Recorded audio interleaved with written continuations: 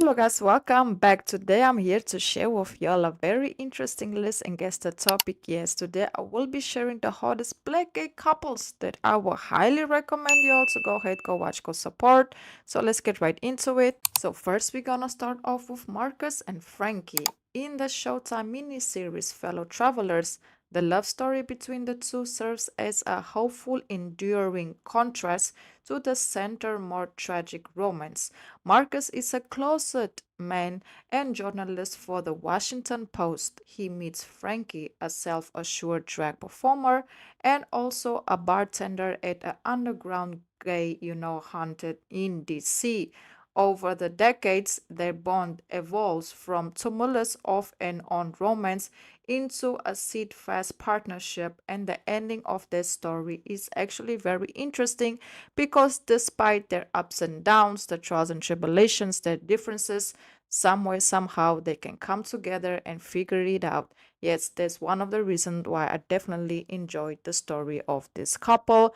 So go watch, go support. Then moving forward, we have Chiron and Kevin in the Oscar-winning film Moonlight, the deeply moving exploration of identity, intimacy, and the masked man where to survive. The two were peers as kids in Act 1. In Act 2, as teenagers, the two share a tender, intimate moment on a beach under a moonlight, Sharon's first and only romantic experience. In Act 3, years later, Sharon receives a surprise phone call from Kevin, who now works as a cook. At Kevin's apartment, Sharon finally drops his guard, admitting that Kevin was the only person who ever truly touched him.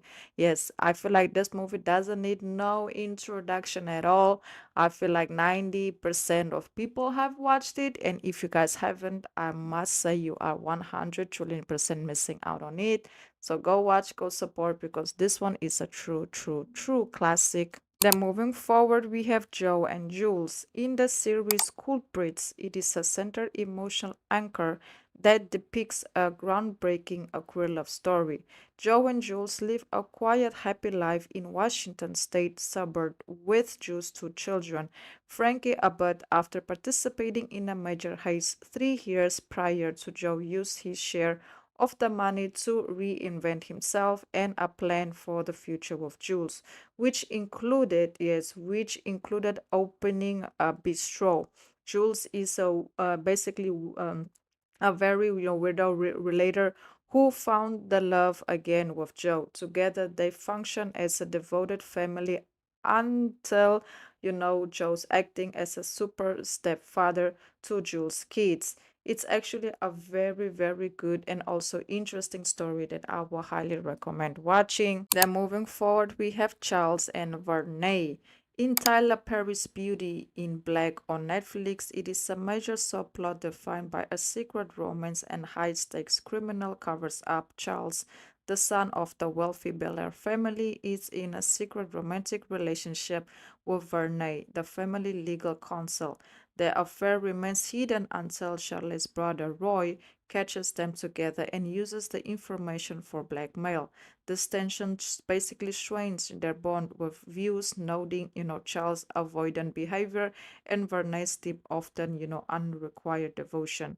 The plot, intensifies when Charles is targeted in a robbery by, employees. So yes, their story is actually very popular. I will highly recommend you also go to Netflix and go watch it. It's actually very, very good and also very intense as well. Then moving forward, we have Montrose and Sammy. The story is on HBO, Lost Craft Country. It is a central, pregnant exploration of basically repressed queer identity and generational trauma in the 1950s. Sammy, he is the owner of Denmark Versailles Bar and a performer in Chicago's underground scene. Unlike Montrose, Sammy is more comfortable in his queer community throughout. He must still live a double life due to, that era's danger. Montrose is a survival of the 1921 Tuska, in this case McRae, who, suppressed his orientation for decades due to extreme physical, situation that he can get himself into from his father in this and society as well. Yes, very interesting plot, and also very emotional and also very realistic at the same time.